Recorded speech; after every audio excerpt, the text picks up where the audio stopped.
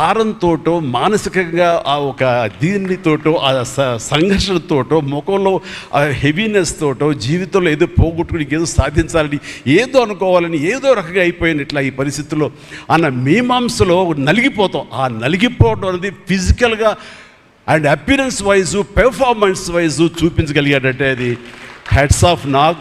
మీరు అన్నట్లుగా ఇది మీకు డిఫరెంట్ ఇంకో కోణం నుంచి మీకు హొరైజన్ మీకు ఓపెన్ అయ్యింది, ఇంకొక డోర్ ఓపెన్ అయ్యింది. తద్వారా బోల్డ్ అని ఫెంటాస్టిక్ క్యారెక్టర్స్ వస్తాయి.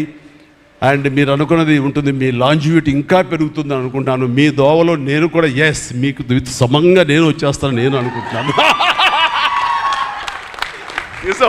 అంటే ప్రతిసారి నాకు అన్ని విషయాల్లో కూడా నాకు సోర్స్ ఆఫ్ ఇన్స్పిరేషన్ అనిపిస్తుంది. అది హెల్త్ కానివ్వండి, కంపోజ్డ్ బిహేవియర్ కానివ్వండి, ఒక ట్రాంక్విల్ ఆలోచనలు కానివ్వండి, స్థితప్రజ్ఞత కానివ్వండి, ఏం జరిగినా సరే అంటే నవ్వుకుంటూ సరదాగా ఉంటాం.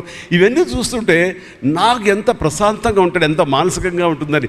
సో అలాగా ఈ ప్రొఫెషనల్గా కూడా ఈ సినిమాతోటి తను వెళ్ళే దారిలో వై నాట్ నేను కూడా రేపు పొద్దున ఏదైనా అవసరం వచ్చి ఓటీటీలో ఏదైనా సినిమాలు చేయాల్సి వస్తే కనుక ఏం ప్లాయ్ నార్సింగ్ నువ్వే గబుని అన్నా కదా గబుకొని రెడీ అయ్యి వచ్చే రేపు పొద్దున ఇంటికి.